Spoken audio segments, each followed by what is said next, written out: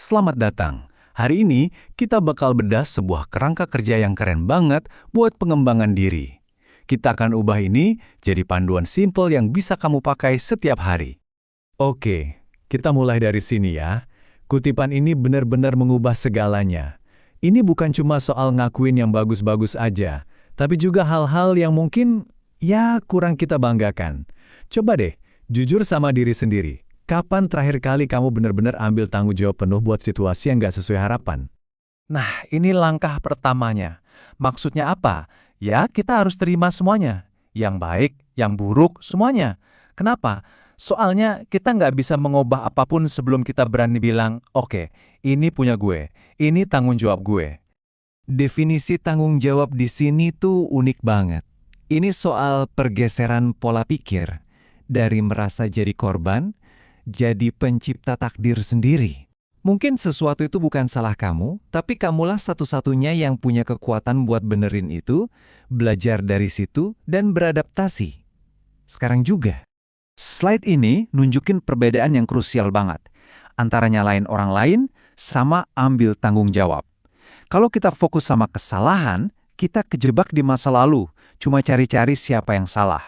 Tapi kalau kita fokus sama tanggung jawab, kita fokus sama hari ini, sama solusi.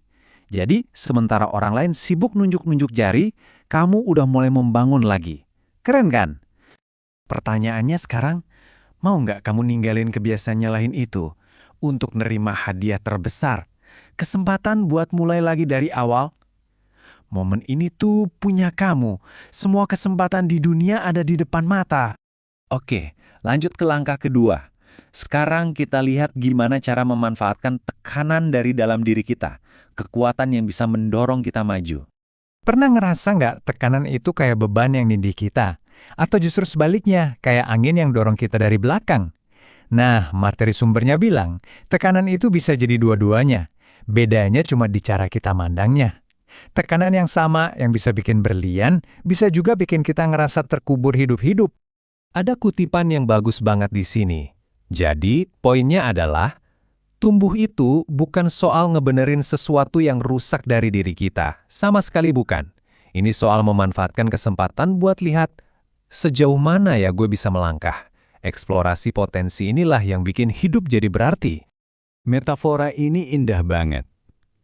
Kapal aman di pelabuhan, tapi bukan untuk itu kapal dibuat. Ini benar-benar ngena. Ini soal berani keluar dari zona nyaman dan ngerangkul semua potensi yang kita punya. Karena ya coba bayangin, kapal yang nggak pernah berlayar ke laut lepas, rasanya kayak kehilangan tujuannya kan?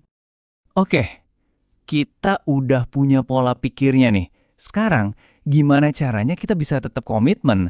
Pas nanti pasti ada aja susahnya. Ada cerita sejarah yang luar biasa buat jadi metafora komitmen total. Kisah bakar kapal.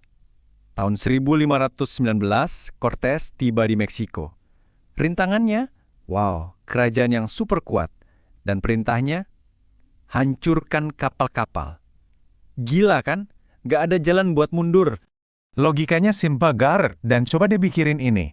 Saat kita tahu ada jalan keluar yang gampang, ada rencana B, seberapa besar kemungkinan kita bakal terus berjuang lewatin susahnya? Justru seringnya, rencana B itu malah bikin kita gampang nyerah sama rencana A. Makanya ada istilah bakar kapalnya. Artinya apa? Ciptakan situasi di mana satu-satunya jalannya maju. Kamu jadi terpaksa buat berhasil, karena tiba-tiba segalanya bergantung pada itu. Nggak ada pilihan lain. Sekarang, langkah keempat.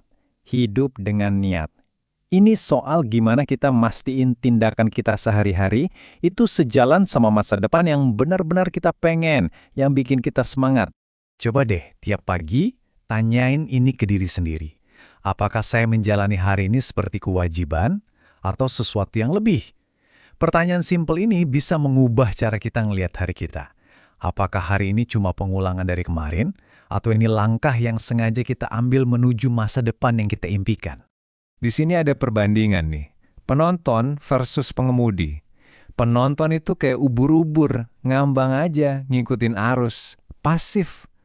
Tapi pengemudi, dia ada di belakang kemudi, nyetir hidupnya sendiri. Jadi pertanyaannya buat kamu, apakah kamu cuma nonton hidupmu berjalan, atau kamulah yang pegang setir? Siap ambil alih kemudi itu sekarang? Ada dua kebenaran yang perlu kita ingat. Satu, kamu nggak terikat oleh apapun. Batasan-batasan itu kamu sendiri yang buat. Dan dua, kesulitan hari ini itu yang membebaskan kamu besok. Ya emang susah buat melangkah ke dunia yang penuh tantangan, tapi justru di sanalah kamu bakal nemuin dirimu yang sebenarnya. Dan akhirnya langkah kelima, semuanya bermuara pada satu hal, janji yang kamu buat untuk dirimu sendiri. Sumbernya ngasih ide dialog internal yang kuat banget. Coba bayangin, kamu lagi ngaca, dan kamu bertanya pada orang di cermin itu, apakah dia bersedia membuat kesepakatan? Kamu butuh dukungan dari dia, terutama pas keadaan lagi susah banget. Dan ini isi kesepakatannya. Ada 3 syarat. 1. Kalau kamu jatuh, kamu harus bangun lagi. 2. Kalau kamu tersesat, cari lagi pijakan yang stabil. 3. Kalau kamu ngerasa berat, terus dorong. Anggap aja ini janji kalau kamu nggak akan ninggalin dirimu sendiri cuma karena keadaan lagi sulit.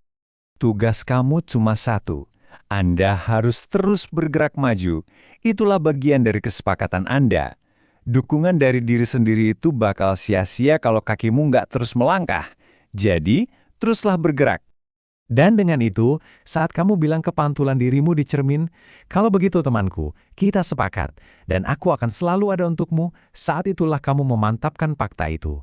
Kamu mastiin kalau sekutu terbesarmu dalam perjalanan ini, ya dirimu sendiri. Oke. Fakta itu udah dibuat. Pertanyaannya sekarang, akankah kamu terus bergerak maju? Perjalananmu dimulai sekarang.